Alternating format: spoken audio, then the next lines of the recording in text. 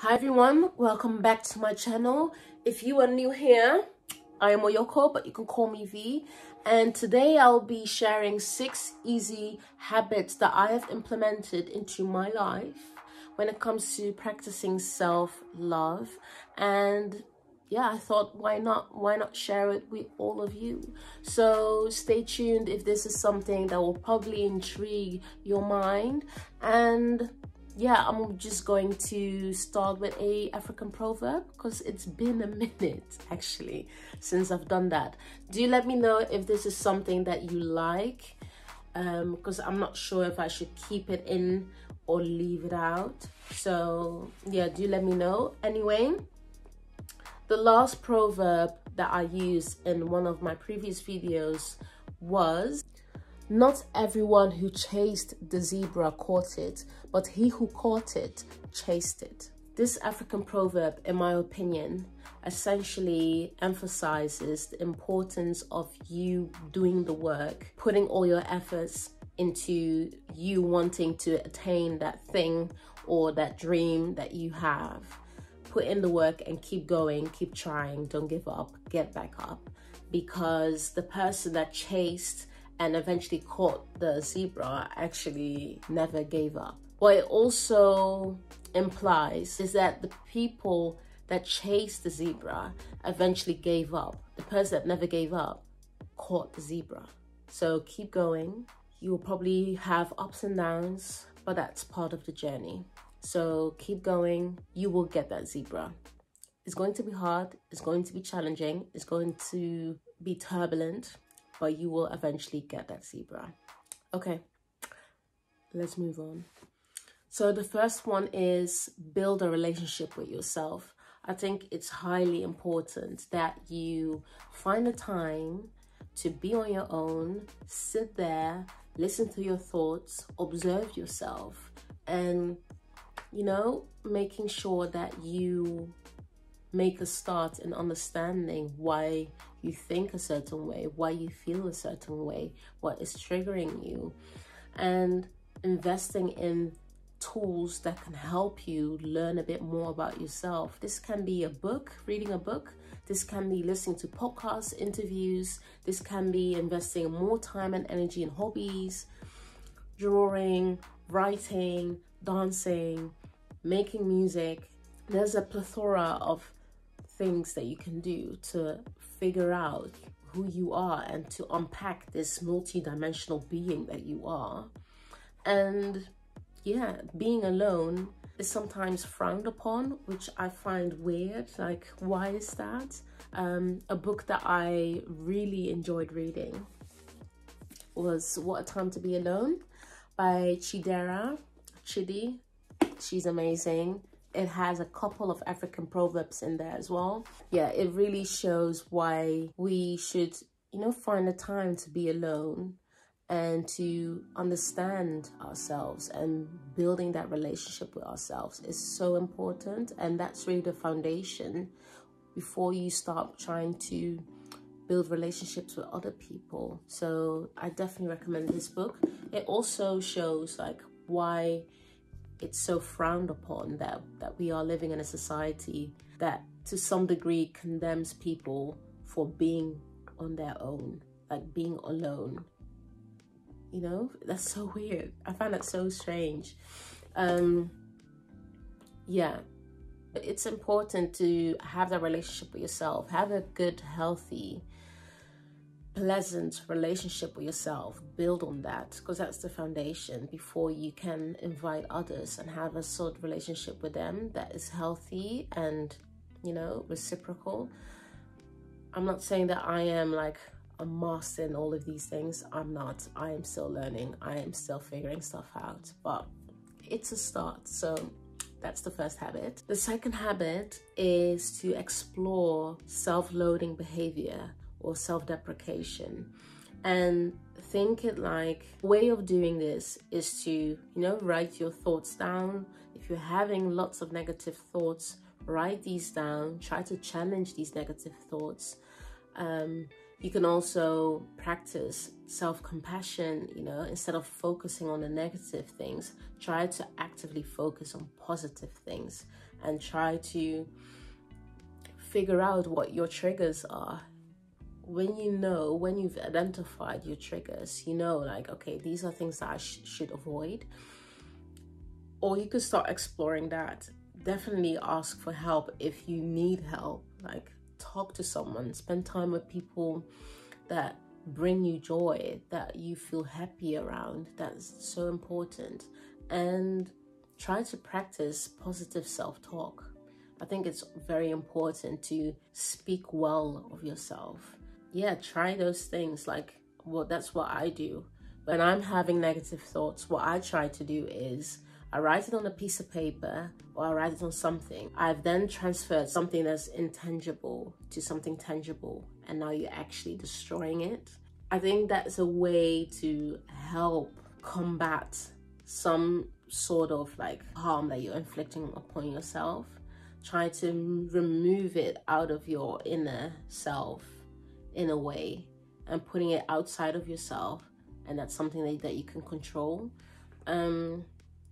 That's just a tip, but that sometimes helps as well. I have come to know that it helps at times, so that could work. But definitely, if you're having these negative thoughts constantly, it's good to speak with someone. They can start helping you if you need the help.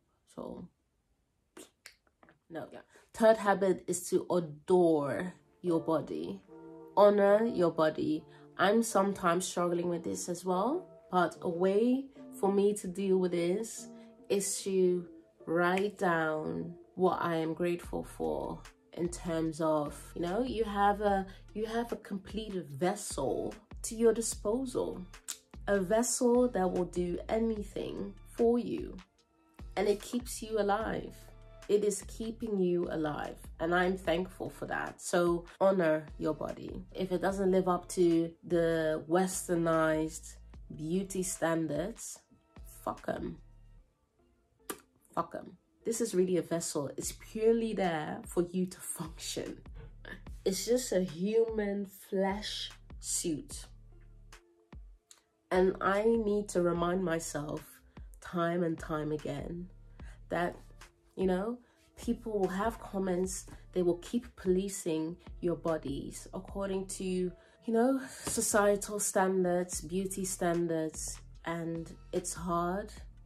No one said it will be easy, but honor your body. I mean, you only have one. Can you imagine if you could jump into other bodies? Obviously, not bodies that are in use, because then that would be interesting actually. No, that wouldn't be nice. It would be extraordinary, but that would not be nice. Can you imagine that I'll be walking around and all of a sudden someone comes in and jumps in my body? Fuck, hell no. No. I'll be terrified. I would never leave the house. I would never leave the house. Anyway, I digress. But yeah, honor your body. You can do whatever you want with this vessel. You can change whatever you want. You could, I mean, for God's sake, you could remove your organs. Why would you do that? But I mean, it's possible. It's possible. And, you know, I think we are living in a society that really is banking on people's insecurities. And yeah, that's capitalism, unfortunately. And then you'll be out here thinking that you need to actually change yourself because you are not worthy if you don't do it. It's just, your body's there to be functional, for you to function. Anyway, let's just move on. The next one is practicing positive self-talk. It can help you boost your self-confidence, boost your self-image, and it can help control those negative emotions that you're having difficulty dealing with. And I think it's just really hard to even practice self-talk. So what I do is I write affirmations and I literally put them anywhere. In most cases, I put them on my mirror. You can even listen to small audio notes that say like, okay, you know, today is a beautiful new day. You woke up, that's a huge accomplishment in itself. That's a good thing, right? Right? I can be very hard on myself, very strict. So when things go wrong, I try to be very aware to not bash myself. Like, okay, this went wrong, shit happened, we move on. You know, I sometimes blame gravity because I feel like my ego is just too, my ego is just like, bitch, we're not gonna do that. Because the reason why it fell is because gravity is here, you know? She's the one that you need to blame, not you. You need to blame gravity because this bee is being out here doing the most. I was trying to eat and then this thing fell. It's not my fault. Anyway, yeah, just practicing self-talk is important. We need to make sure that we do not ostracize ourselves constantly, like on a daily. It's not healthy. It will become detrimental. So the next one is to release energy. Release energy because your body does store those emotions in different parts of your body. So try to release that energy in the ways that you know how. This can be through exercising, this can be through practicing yoga, jogging, I don't know, something. Like, I like to dance, I like to make music, so that's a way for me to release energy. So yeah, that's what I do. Yeah, you don't want to overthink every single thing that went wrong. You do not want to catastrophize. It's unhealthy. Like, your body saves that and it would jump out in different ways. So release that energy. Some people go fitnessing, I don't know, do what you think is good for you and do that. Last but not least, find your element. When was the last time that you were in a state of euphoria? Like, when was the last time that you felt elated? Try to revisit your memory and figure out what caused you to feel ecstatic. I think that's really having a conversation with your inner child. What is it that you loved to do? What were your best moments like during your childhood? Have the conversation with your inner child. See how you can find your element and be content. Okay, hope you are well. Hope you stay well, hope you go well, and I will see you in the next video. Deuces.